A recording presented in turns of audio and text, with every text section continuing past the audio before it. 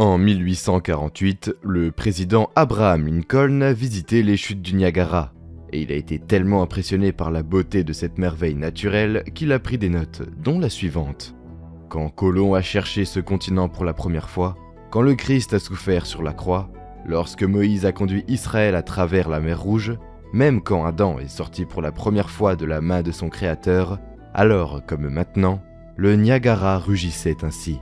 Les yeux de cette espèce de géant disparu, dont les ossements remplissent les monticules d'Amérique, et on contemplait le Niagara comme les nôtres le font maintenant. Au cours du 19e siècle, il y avait de nombreux témoignages de restes de squelettes anormalement grands, découverts dans les anciens tumulus disséminés en Amérique du Nord. Aujourd'hui, aucun média d'information n'a jamais mentionné la moindre trace de géants antiques ou de découvertes passées. Si un squelette géant est découvert quelque part, il serait très certainement classifié et caché au public. Ce n'était pas comme ça au 19e et au début du 20e siècle.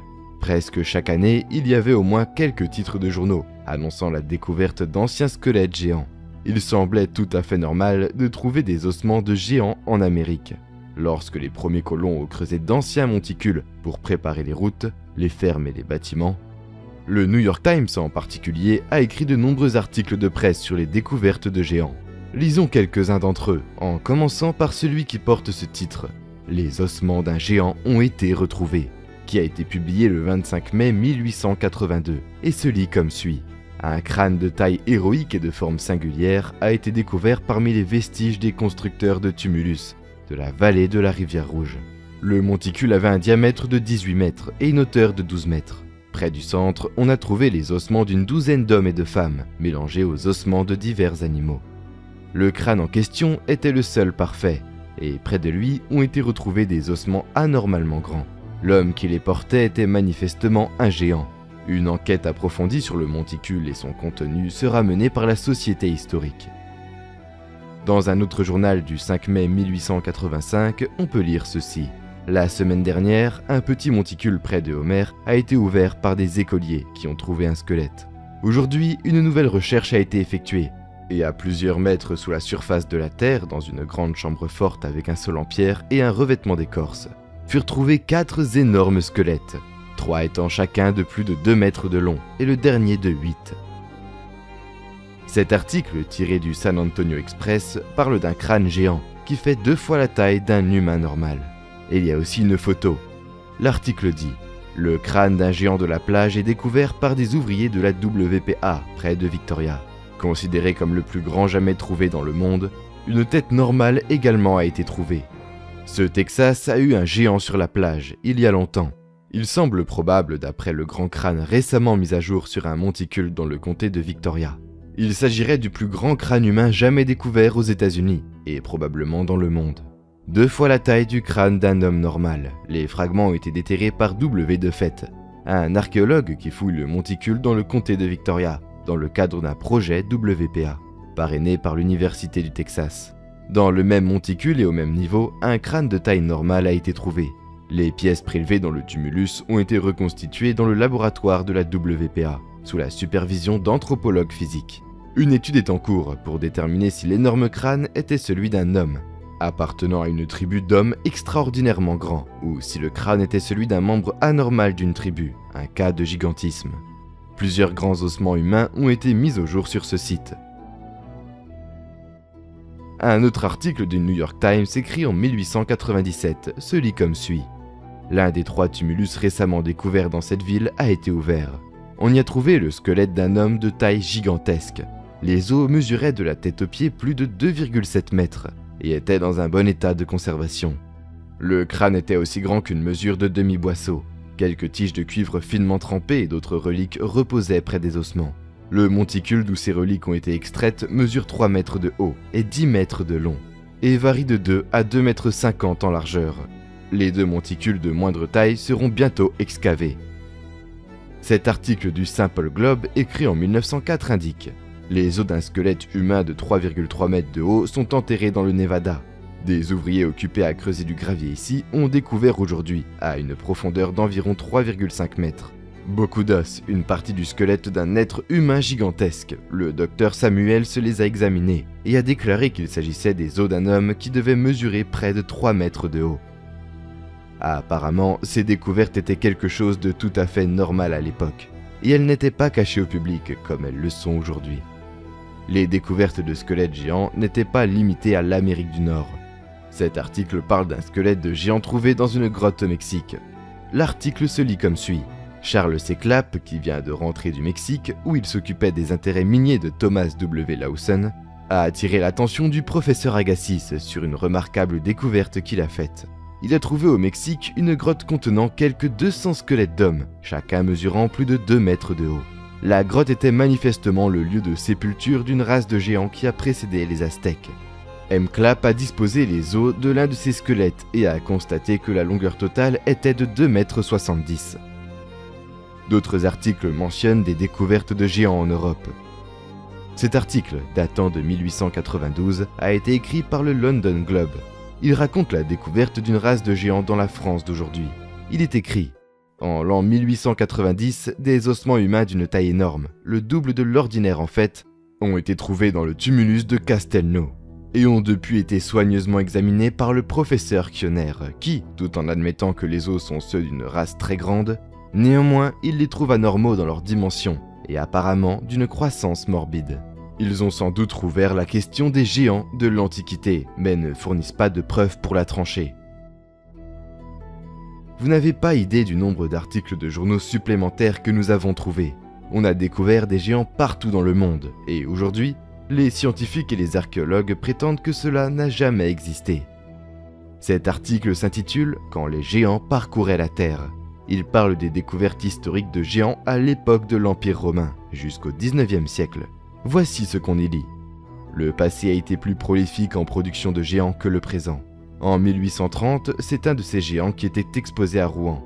Il faisait 3 mètres de haut et le géant Calabra, apporté d'Arabie à Rome, au temps de Claude César, était de la même hauteur. Un fantôme, qui vivait à l'époque d'Eugène II, mesurait 3,50 mètres. Le chevalier Scrogg, dans son voyage au pic Ténérife, trouva dans une des cavernes de cette montagne la tête d'un géant qui avait 60 dents et qui ne mesurait pas moins de 4,50 m de haut. Le géant Ferragus, tué par Orlando, le neveu de Charlemagne, selon les rapports, mesurait 8,50 mètres de haut. En 1814, près de Saint-Gernat, il fut découvert la tombe du géant Isolant, qui n'avait pas moins de 9 mètres de haut. En 1590, près de Rouen, fut trouvé un squelette dont la tête tenait un boisseau de maïs et qui mesurait 5,70 mètres de haut. Le Bactre géant avait une hauteur de 6,7 mètres. En 1623, près du château de Dauphine, une tombe fut découverte, longue de 9 mètres, large de 5 mètres et haute de 2,50 mètres, sur laquelle étaient gravés en pierre tombale les mots « Kenta Lucas Rex ». Le squelette a été retrouvé entier et mesurait 25 et un quart de tour, 3 mètres à travers les épaules et 1,5 mètre du sternum au dos. Mais la France n'est pas le seul pays où des squelettes géants ont été mis au jour. Près de Palerme, en Sicile, en 1516, a été trouvé le squelette d'un géant de 9 mètres de haut. Près de Magreno, sur la même île, en 1816, fut trouvé le squelette d'un géant de 9 mètres, dont la tête était de la taille d'une tête de cochon et chaque dent pesait 150 grammes. Bien qu'à l'époque ces découvertes étaient rendues publiques, une fois que les squelettes découverts ont été apportés aux musées et institutions historiques respectées, ils ont complètement disparu, et personne n'en a plus jamais parlé. Voici une carte de tous les rapports sur les géants en Amérique du Nord. C'est vraiment étonnant de voir combien il y en a. Presque toutes les découvertes finissent à l'Institut Smithsonian, et nous savons tous combien ils sont doués pour dissimuler les découvertes majeures. Il existe également des rapports supposés selon lesquels le Smithsonian aurait acheté des squelettes géants excavés par des citoyens, qui ont ensuite disparu et dont on n'a plus jamais entendu parler. Le Smithsonian avait même une division spéciale pour explorer les anciens tumulus et les supposés sites funéraires géants.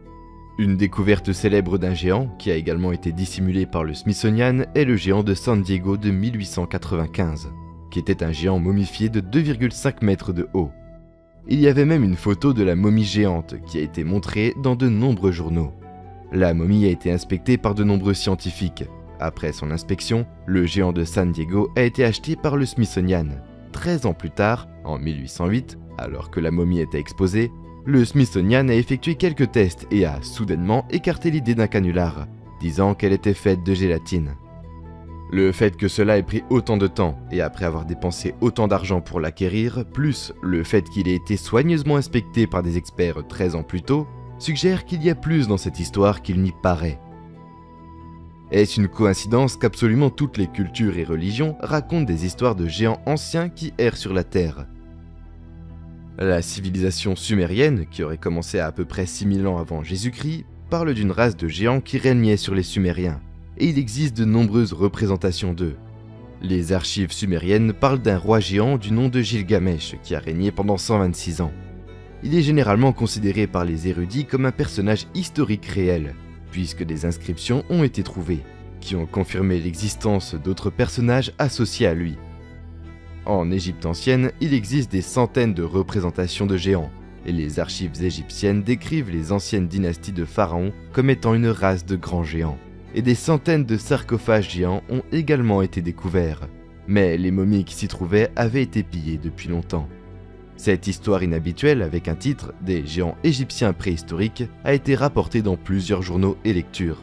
En 1881, alors que le professeur Timmerman était engagé dans l'exploration des ruines d'un ancien temple d'Isis sur les rives du Nil, à 26 km au-dessous de Najar Jafar, il ouvrit une rangée de tombes dans lesquelles une race préhistorique de géants avait été enterrée. Le plus petit squelette, sur une soixantaine, qui ont été examinés pendant que Timmerman faisait des fouilles à Najar Jafar, mesurait 2,30 m, et le plus grand 3,3 m. Des tablettes commémoratives ont été découvertes en grand nombre, mais aucun document ne laissait entendre qu'elles étaient à la mémoire d'hommes de taille extraordinaire. On pense que les tombes remontent à l'année 1043 avant Jésus-Christ. Selon le journal allemand Bild, un entrepreneur nommé Gregor Spory a pris un certain nombre de photos d'un doigt géant momifié en 1988. Le propriétaire du doigt était un pilleur de tombes à la retraite, qui a trouvé le doigt dans une tombe non divulguée. Le doigt mesurait près de 35 cm, et s'il est authentique, il appartenait à une personne dont on estime qu'elle mesurait entre 4 et 5 mètres. Le propriétaire du doigt avait un certificat attestant que le doigt était authentique, ainsi qu'une image radiographique. Plus tard, lorsque Spory est retourné en Égypte pour acheter le doigt, le propriétaire avait disparu, ne nous laissant que les photographies de cette découverte. Le livre de la Genèse, qui est le premier livre de la Bible hébraïque et de l'Ancien Testament, nous raconte l'histoire d'une ancienne race de géants appelée les Néphilim. L'histoire des géants Néphilim est développée plus avant dans un autre manuscrit ancien, le livre d'Enoch.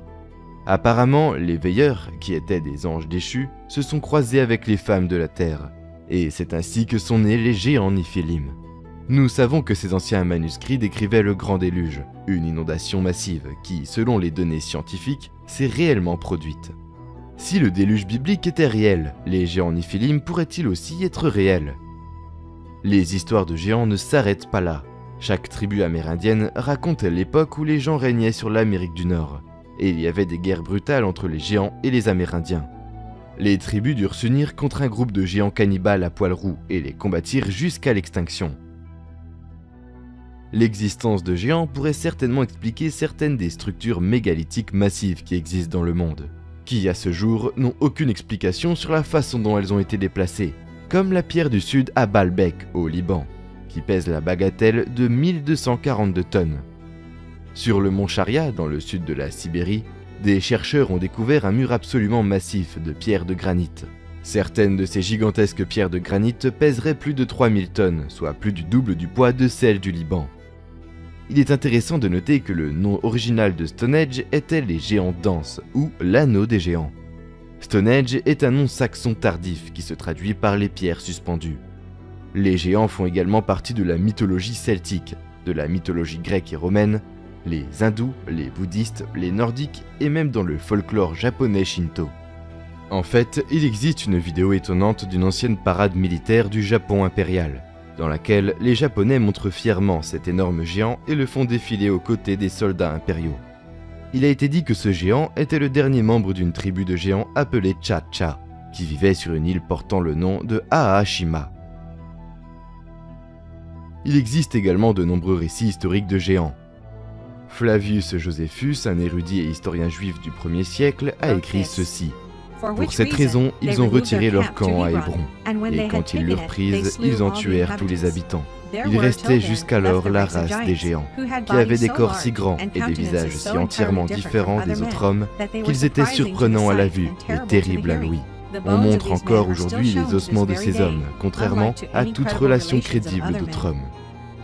Dans les années 1500, lorsque les navigateurs espagnols exploraient les côtes des Amériques, des observations de géants vivants ont également été citées. 3 capitaines de navires espagnols ont signalé la présence de ces autochtones plus grands que la moyenne, lors de leur expédition en Amérique, ainsi que Sir Francis Drake, le capitaine John Smith et plusieurs autres témoins oculaires notables. Voici ce que le capitaine John Smith a écrit à leur sujet. Les Saskey-Saanug ont un peuple de géants. Ils ont mesuré le mollet de la jambe de l'homme le plus grand et l'ont trouvé de 3/4 de mètre environ, et tout le reste de ses membres était en proportion. En 1519, l'explorateur espagnol Alonso Alvarez de Pineda cartographia le littoral de la côte du Golfe, marquant les différentes rivières, baies, points de repère et ports potentiels. Non loin de l'endroit où la rivière se jette dans le golfe du Mexique, il a trouvé une grande ville et près d'elle une quarantaine de villages amérindiens. Il décrit avoir vu de nombreux géants vivant dans ce village et, curieusement, une race de pygmées minuscules y vivait aussi. Pineda a décrit les tribus qui se sont installées près du fleuve Mississippi comme suit. Une race de géants d'une taille de 10 à 11 palmes et une race de pygmées haut de 5 ou 6 palmes seulement. Peut-être l'histoire la plus intrigante et la plus connue de véritables géants à l'âge de l'exploration commence par un récit concernant nul autre que le grand explorateur portugais Ferdinand Magellan. Entre les années 1519 et 1522, Magellan entreprend son plus célèbre voyage, une expédition audacieuse à la recherche d'une bonne route vers les îles Maluku, dans les Indes orientales, qui allait aboutir à la première circumnavigation réussie du globe. Magellan se voit confier le commandement de 5 navires, et une étape de leur voyage leur a fait traverser le vaste océan, jusqu'à la lointaine terre de Patagonie, à l'extrémité sud de l'Amérique du Sud. C'est là que l'expédition a découvert un spectacle plutôt déconcertant. Voici un extrait du journal du chroniqueur officiel de Magellan. En quittant cet endroit, nous avons finalement atteint 49,5 degrés vers le pôle Antarctique. Comme c'était l'hiver, les navires sont entrés dans un port sûr pour hiverner. Nous avons passé 2 mois dans cet endroit sans voir personne. Un jour, nous avons soudainement vu un homme nu de taille géante sur la rive du port, dansant, chantant et jetant de la poussière sur sa tête. Le capitaine général Magellan a envoyé un de nos hommes auprès du géant pour qu'il fasse les mêmes gestes en signe de paix. Ceci fait, les hommes ont conduit le géant sur un îlot en présence du capitaine général. Quand le géant fut en présence du capitaine général et de nous, il s'émerveilla beaucoup et fit des signes avec un doigt levé vers le haut, croyant que nous étions venus du ciel. Il était si grand que nous ne lui arrivions qu'à la taille, et il était bien proportionné. Il est important de noter que le récit ci-dessous est tiré du journal du chroniqueur officiel du voyage de découverte de Magellan. C'est la seule personne au-dessus de toutes les autres, qui a pour mission d'enregistrer et de conserver les traces les plus précieuses des événements et des activités, qu'ils soient exotiques ou banals. Cette personne n'est pas seulement responsable devant le commandement du voyage, mais aussi devant le roi et le pays, pour ces récits de témoins oculaires qui constituent un témoignage complet, précis et exact des événements survenus pendant le voyage. Sur la base de sa seule position et de ses responsabilités, son témoignage oculaire de première main sur les rencontres avec les géants doit être considéré comme une information factuelle, par un pur témoin irréprochable. Agir autrement revient à banaliser l'importance de la responsabilité fondamentale des chroniqueurs. Des années plus tard, en 1539, il y eut aussi le récit d'Hernando de Soto, un autre explorateur qui rencontra de nombreux géants au cours de ses aventures dans la partie sud-est du pays, de ce qui est aujourd'hui les États-Unis. De Santo était parti de la baie de Tampa, en Floride, avec un contingent de plusieurs centaines d'hommes, et pendant leur parcours, ils auraient fréquemment rencontré des tribus d'indigènes dirigées par des géants. L'un d'entre eux était le chef Tuscaloosa, que l'on rencontre dans l'ouest de l'Alabama, et on dit qu'il était un géant costaud qui dominait tous les autres. Il y a aussi les rapports du conquistador et explorateur espagnol Hernando de Alarcón, qui tente de trouver une rivière qui pourrait être utilisée pour acheminer le ravitaillement des troupes espagnoles le long des côtes de la Californie et du Mexique. Alarcón finira par remonter le fleuve du Colorado jusqu'au Grand Canyon, et pendant ce voyage, lui et ses hommes auraient rencontré une tribu d'environ 200 guerriers géants, mesurant jusqu'à 3 mètres de haut. Les géants étaient censés être très agressifs, mais Alarson les a apaisés avec des cadeaux et d'autres signes de paix. Le conquistador Francisco Coronado a également raconté avoir rencontré des tribus entières de géants au cours de sa quête dans le sud-ouest, à la recherche du légendaire Eldorado. Dans certains cas, des preuves physiques de ces géants ont été trouvées, comme cela aurait été le cas pour le conquistador Bernal Díaz del Castillo, qui a servi sous les ordres de Hernán Cortés pendant la conquête espagnole du Mexique. Dans les pages de son rapport détaillé sur la conquête de l'effondrement de l'Empire aztèque, on trouve un étrange récit d'une race de géants qui, selon les Indiens Telescatèques, aurait autrefois habité la région. Le chef de la tribu a alors fourni les restes de ces mystérieux géants comme preuve, dont Castillo fera état. Ils ont dit que leur ancêtre leur avait raconté que des hommes et des femmes très grands avec des os énormes avaient autrefois habité parmi eux. Mais parce qu'ils étaient de très mauvaises gens avec des coutumes méchantes, ils avaient combattu contre eux et les avaient tués. Et ceux d'entre eux qui étaient restés s'étaient éteints. Et pour nous montrer à quel point ces géants avaient été grands, ils nous ont apporté l'os de la jambe de l'un d'entre eux, qui était très épais et de la taille d'un homme de taille ordinaire. Et c'était un os de jambe de la hanche au genou. Je me suis mesuré à elle, et elle était aussi grande que moi. Bien que je sois d'une taille raisonnable, ils ont apporté des morceaux d'os du même genre, mais ils étaient tous pourris et rongés par la terre. Nous étions tous stupéfaits à la vue de ces ossements, et nous étions certains qu'il devait y avoir des géants dans ce pays. Il y avait tellement de rapports sur de vrais géants rencontrés dans toute l'Amérique du Nord et du Sud, à l'époque des explorations, et de tels récits se sont évanouis dans l'histoire, pour être en grande partie oubliés. Il y a cependant certaines choses qui ne peuvent pas être oubliées, car elles sont littéralement écrites dans la pierre. C'est le cas de l'empreinte géante de l'Afrique du Sud. Il s'agit de l'empreinte de pas la plus spectaculaire dans la roche, trouvée à ce jour sur toute la planète. Il y en a beaucoup d'autres cependant, comme l'empreinte géante de Pingiwan, mais aucune n'est aussi bien formée et évidente que celle d'Afrique du Sud. Découverte en 1931 par un fermier appelé Stoffel Kadzi alors qu'il chassait, il est resté l'un des sites les plus controversés de l'archéologie et de la recherche géologique. L'empreinte de pas mesurait environ 1,3 mètre de long, ce qui suggère que la créature qui l'a laissée aurait mesuré entre 7 à 8 mètres de hauteur. L'empreinte est connue des habitants de la région comme l'empreinte de Dieu, ou l'empreinte de Goliath. Et les histoires des anciens géants sont racontées dans toute la région. Les sceptiques rejettent l'empreinte géante, affirmant qu'elle a été formée par l'érosion naturelle. Cependant, le professeur Peter Wagoner de l'université de Port Elizabeth en Afrique du Sud a déclaré « Il y a une plus grande probabilité que des petits hommes verts arrivent de l'espace et le lèchent avec leur langue que d'être créés par l'érosion naturelle. » À en juger par toutes les découvertes listées, ainsi que tous les récits historiques que nous avons mentionnés, il est possible que les géants aient réellement existé.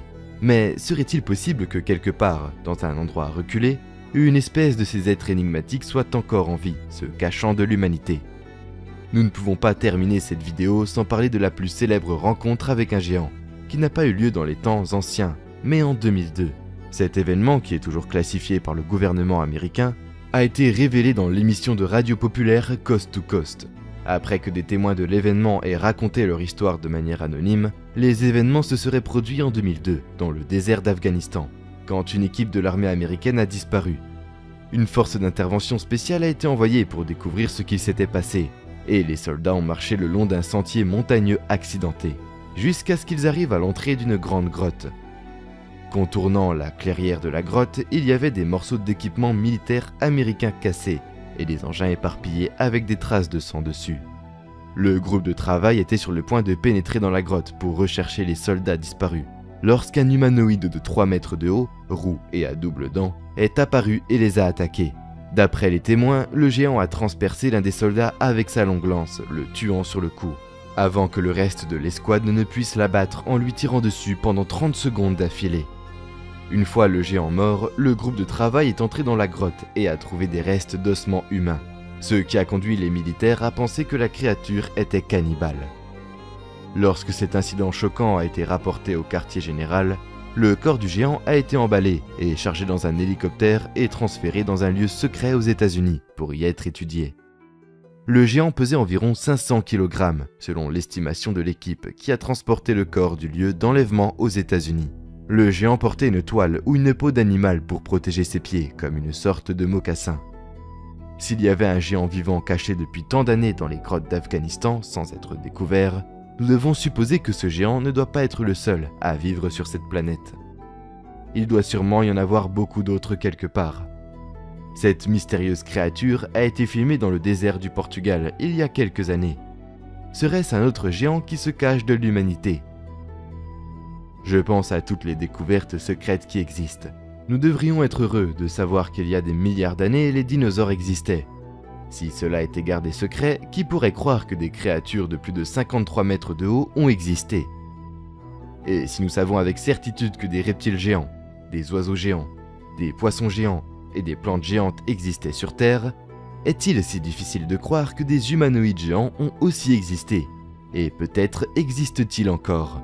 Nous vous laissons le soin de répondre à cette question. Et terminons cette vidéo par cette étonnante citation de Mark Twain. La vérité est plus étrange que la fiction, mais elle l'est, car la fiction est obligée de s'en tenir aux possibilités. La vérité ne l'est pas. Merci d'avoir regardé, veuillez cliquer sur le bouton j'aime si vous avez apprécié cette vidéo. Si vous êtes nouveau, veuillez vous abonner et cliquer sur le bouton de notification afin de ne pas manquer les incroyables vidéos à venir.